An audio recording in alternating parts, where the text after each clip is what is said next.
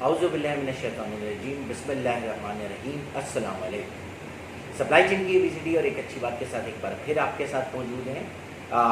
جیسے کہ پچھلی ایپیسوڈ میں ہم نے ڈسکس کیا تھا، ہم نے جو ہے وہ سپلائی چین کو جو ہے وہ بالکل پوائنٹ آف انیشیشن سے، یعنی شروع سے جو ہے وہ ڈسکس کرنا جو ہے وہ شروع کیا ہے، اور ہم اس کو آہستہ آہستہ اسٹیپ وائز جو ہے وہ نیکسٹ لیول پہ لے کے جائیں گے۔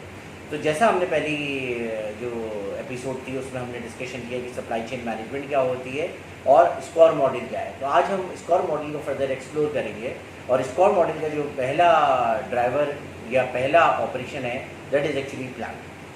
اچھا، پلان کو آپ دو حصوں میں فردر ڈیوائڈ کر سکتے ہیں، ایک ہے ڈیمانڈ پلاننگ اور ایک supply planning. So the plan driver اور the plan operation could be divided into two parts، demand planning and supply planning.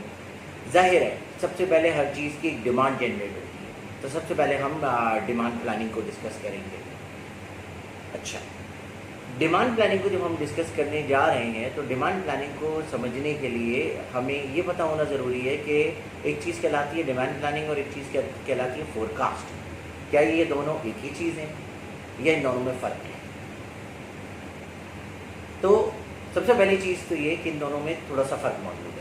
میں پہلے آپ کو ایک ڈیفینیشن بتاتا ہوں جو کہ مختلف بکس یا مختلف ایکسپرٹس بتاتے ہیں، اور اس کے بعد ایک اپنا ویو بتاؤں گا کہ میرے حساب سے یہ کیا چیز ہے۔ تو ڈیمانڈ پلاننگ کی اگر میں بات کروں تو ڈیمانڈ پلاننگ میں ہم اگر اس کو ڈیمانڈ پلاننگ کو اور فورکاسٹ کو ڈیفرینشیٹ کریں تو فورکاسٹ کیا چیز ہے یا فورکاسٹنگ کیا چیز ہے؟ فورکاسٹنگ ایک پریڈکشن یا ایسٹیمیشن ہے on the basis of the data which is actually captured in the past. یعنی فورکاسٹ کیا ہے؟ ایک اندازہ ہے، ایک ایسٹیمیشن اور پریڈکشن ہے جو کہ پاسٹ کے ڈیٹا کی بیس پہ کی جاتی ہے، and that is actually known as forecast.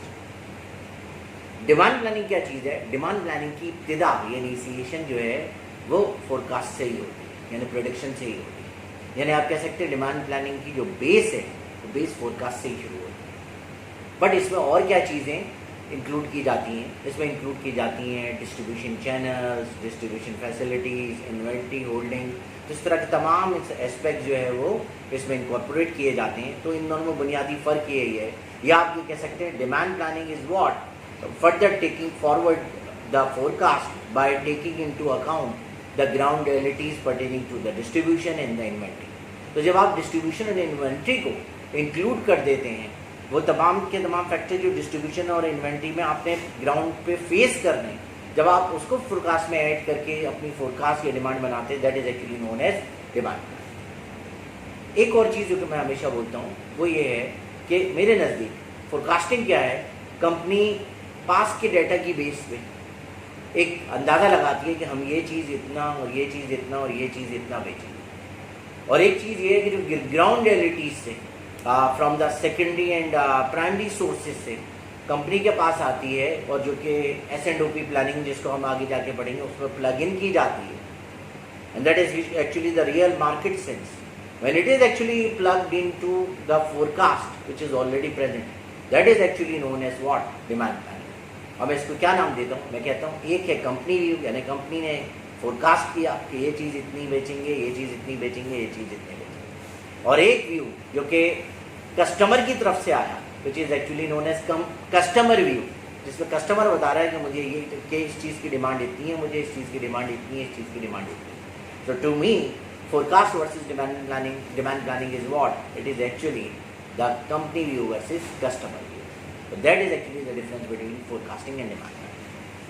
But عام طور پہ اسٹڈی کرنے کے پرسپیکٹو سے ہم ڈیمانڈ پلاننگ اور فورکاسٹنگ کو جو ہے وہ ایک ہی جیسا لے رہے ہوتے ہیں۔ تھوڑا سا ڈسکس کرتے ہیں ٹائپس آف ڈیمانڈ پلاننگ کے بارے میں۔ ڈیمانڈ پلاننگ کی ٹائپس کو اگر ہم ٹائپ کے حساب سے ڈیوائڈ کریں تو ٹائم کے حساب سے اس کی تین ٹائپس ہیں۔ Strategic forecasting which is actually known as long term forecasting as well. پھر اس کے بعد دوسری ٹائپ کی جو فورکاسٹنگ ہوتی ہے with respect to time, that is actually known as tactical forecasting اور میڈیم ٹرم فورکاسٹنگ۔ اور تیسری ٹائپ کی جو فورکاسٹنگ ہے that is actually known as operational اور short term forecasting. Strategic forecasting جو ہے اس کا جو دورانیہ ہوتا ہے یا ڈیوریشن یا جو ٹائم لائنس ہم لیتے ہیں، تو ہم when we are actually doing the forecast for next 2 to 5 years، اگلے 2 سے 5 سال تک کی جب ہم فورکاسٹنگ کر رہے ہوتے ہیں، and so on. That is actually known as strategic or long term forecasting. When you are doing the forecasting from 3 months to 2 years, यानी एक क्वार्टर से लेके 2 साल तक, यानी अगले 3 महीने की फोरकास्ट शेयर कर रहे हैं आप, अगले 6 महीने की फोरकास्ट शेयर कर रहे हैं, अगले 1 साल या 1.5 साल की फोरकास्ट शेयर कर रहे हैं. That is actually known as tactical और मीडियम टर्म फोरकास्टिंग. और शॉर्ट टर्म फोरकास्टिंग क्या है, जिसे ऑपरेशनल फोरकास्टिंग भी कहते हैं. इट्स टाइम पीरियड और टाइम स्पेन इज व्हाट, कि जब आप 1 वीक से लेके क्वार्टर तक की फोरकास्टिंग करो, यानी आप फोरकास्ट बना रहे हो अगले 1 हफ्ते की, 2 हफ्ते की, 1 महीने की, 1.5 महीने की या 1 क्वार्टर तक की. That is actually known as short term और ऑपरेशनल फोरकास्टिंग. तो ये 3 टाइप्स हैं फोरकास्टिंग की, जो कि टाइम के हिसाब से डिवाइड की गई. इसके अलावा जो है, हम अगर बात करें फोरकास्टिंग के बिल्डिंग ब्लॉक्स की, कि फोरकास्टिंग एंड डिमांड प्लानिंग के बिल्डिंग ब्लॉक्स, जिनको pillars of forecasting, building blocks of forecasting और ड्राइवर्स ऑफ फोरकास्टिंग भी कहा जाता है, तो वो भी 3 होते हैं. वो 3 क्या होते हैं, इसको हम जो है नेक्स्ट एपिसोड में कवर करेंगे, बट उनका मैं नाम ज़रूर बताता चलता हूँ. जो 3 टाइप के जो 3 ड्राइवर्स हैं फोरकास्टिंग के, या 3 बिल्डिंग ब्लॉक्स है फोरकास्टिंग एंड डिमांड प्लानिंग के, तो उनके नाम है हॉरिजन, ग्रैन्युलैरिटी एंड हिरार्की. तो ये 3 जो है फोरकास्टिंग के बिल्डिंग ब्लॉक्स हैं. इनको हम जो है वो नेक्स्ट एपिसोड में थोड़ा सा डिटेल में एग्जाम्पल के साथ डिस्कस करेंगे. अब आते हैं आज की अच्छी बात की. आज की अच्छी बात के लिए जो है वो मैंने जो आयत का इंतखाब किया है वो है सूरह ताहा की आयत नंबर 68. सूरह ताहा की आयत नंबर 68 में आता है ला तखफ इन्नका अंतल आला, यानी खौफ ना कहा, बेशक तू ही गालिब है. ये क्या मौका है और इसके पीछे क्या बैकग्राउंड है?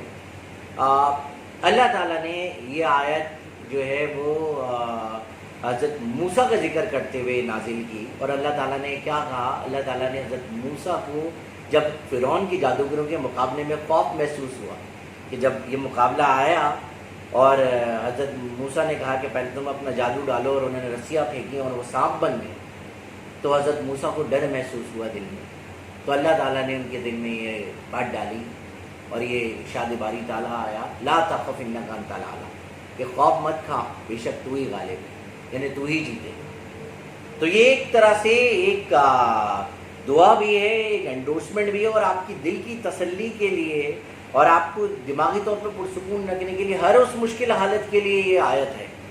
जब आपको खौफ महसूस हो रहा हो, जब आपको डर लग रहा हो, जब आपको हारने का डर हो, तो अल्लाह ताला से मदद मांगिए ये आयत पढ़ के, और कभी भी खौफ ना खाइए. और मैं हमेशा स्टूडेंट्स को भी, कभी स्टूडेंट्स आते हैं कि हमें प्रेजेंटेशन देते हुए डर लग रहा है, कभी कुछ लोग आते हैं बोलते हैं हमें इंटरव्यू देते हुए डर लग रहा है, तो मैं उनसे हमेशा ये कहता हूँ कि जब भी आप प्रेजेंटेशन देने जा रहे हो, चाहे इंटरव्यू देने जा रहे हो, ये आयत का विर्द कर लीजिए, या इस आयत का विर्द करते रहिए. और इस आयत की विर्द की बदौलत अल्लाह ताला आपके दिल और दिमाग में सुकून और ये यकीन पैदा करेगा कि आप वहाँ से हर हालत में जीत के ही आएंगे, कि जैसे कि अल्लाह ताला ने वो जीत अनायत फरमाई हज़रत मूसा को जादूगरों के मुकाबले.